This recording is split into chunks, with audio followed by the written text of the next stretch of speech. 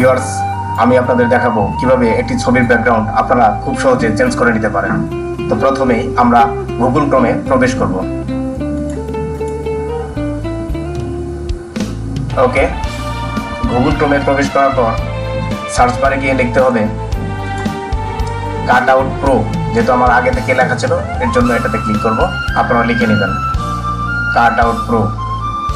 হ্যাঁ, এখানে ক্লিক করার পর প্রথমে যে অপশনটা এসেছে এটাতে ক্লিক করবেন, open link in new tab, এটাতে ক্লিক করবেন। ক্লিক করার পর এটাতে চলে যাবেন। এখানে আসার পর দেখুন নেটটা একটু স্লো আছে এখানে, এর জন্য লোডিং নিচ্ছে। তো দেখেন এখানে অনেক অপশনস আছে, আপনার যেটা প্রয়োজন আপনার প্রয়োজন অনুযায়ী আপনি এখান থেকে ওই ছবিটা এখান থেকে ওইভাবে তৈরি করে নিতে পারবেন। এখানে এআই ভিডিও জেনারেশন আছে, ইমেজ ব্যাকগ্রাউন্ড রিমুভাল আছে, ফটো এনহ্যান্সার অ্যান্ড আপস্কেলার আছে, ব্রিং ক্রিয়েটিভিটি ইনটু, এটা কি লেখা আছে, রিয়ালিস্টিক, এগুলি লেখা আছে। তো আপনার যে ছবিটা প্রয়োজন আপনি ওই অনুযায়ী ক্লিক করে তৈরি করে নেবেন। ইমেজ ব্যাকগ্রাউন্ড রিমুভাল, তো আমার এটা প্রয়োজন, আমি এটাতে ক্লিক করে নেব। ওকে, ক্লিক করার পর এখানে দেখুন আপনার আপলোড অপশনস আছে, আপলোড ইমেজ, তো এটাতে ক্লিক করতে হবে। এটাতে ক্লিক করার পর আপনাকে সরাসরি ফাইলে নিয়ে যাবে।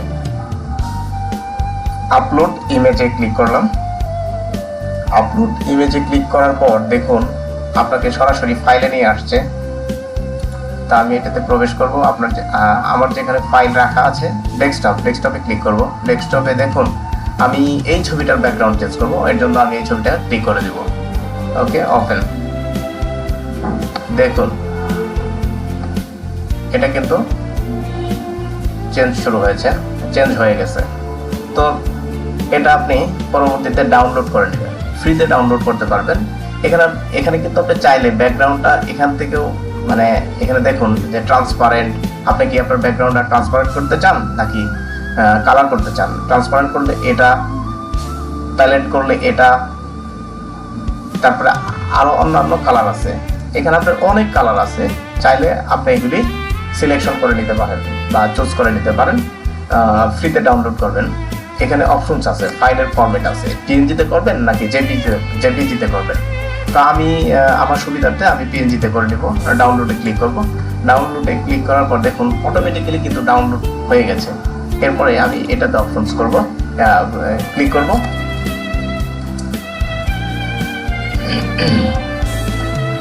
এরপরে ডাউনলোড অপশনে চলে যাব।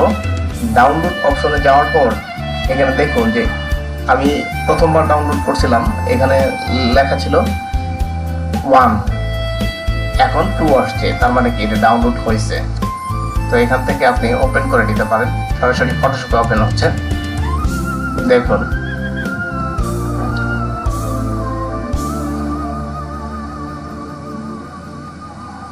একটু সময় নিচ্ছে। দেখুন আমার ব্যাকগ্রাউন্ড কিন্তু পুরোপুরি রিমুভ হয়ে গেছে। তো আমি এখানে আরেকটা লেয়ার ক্রিয়েট করব। এখানে ক্রিয়েট এ নিউ লেয়ার, দেখুন এখানে লেখা আছে ক্রিয়েট এ নিউ লেয়ার, এটাতে ক্লিক করব। একটা লেয়ার তৈরি করলাম। এখানে আমি একটা ব্যাকগ্রাউন্ড ইমেজ নিয়ে আসবো। তো এটা ফাইলে ক্লিক করব। ফাইলে ক্লিক করে এখানে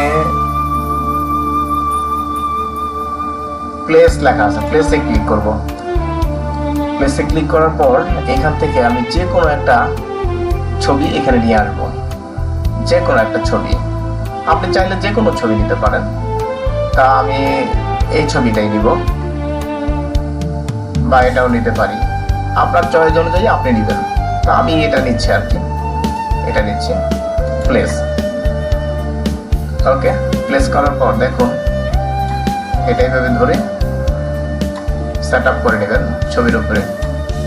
সেট আপ করার পর এখান থেকে দেখুন এটাতে ক্লিক করবেন। এটাতে ক্লিক করার পর তারপর এটা ধরে চাপ দিয়ে ধরে নিচে নিয়ে আসবেন, ঠিক আছে।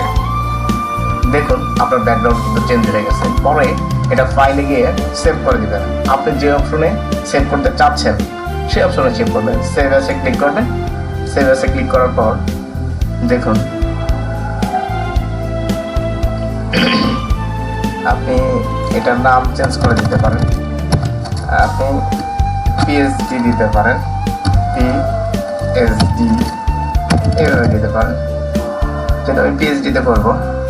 ওকে, সেভ। এটা প্রথমে পিএইচডিতে করবেন, তারপর জেপিজিতে, পিএনজিতে আপনার যেটা মন চায় সেটা করে নেবেন।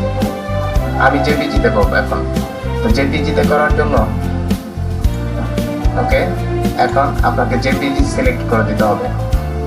এখান থেকে পিএনজি আছে, আমি জেপিজিতে করব, এর জন্য আমি জেপিজি সিলেক্ট করব। তো দেখুন জেপিইজি এটা সিলেক্ট করবেন। কোথায় সেভ করব? ডেস্কটপ। ওকে, এটা কিন্তু অটোমেটিক্যালি কিন্তু সেভ হয়ে গেছে জেপিজি বলে। তো বন্ধুরা, যদি ভিডিওটি ভালো লেগে থাকে তবে আমার চ্যানেলটি অবশ্যই সাবস্ক্রাইব করবেন এবং লাইক, শেয়ার, কমেন্ট করে পাশে থাকবেন। ধন্যবাদ সবাইকে।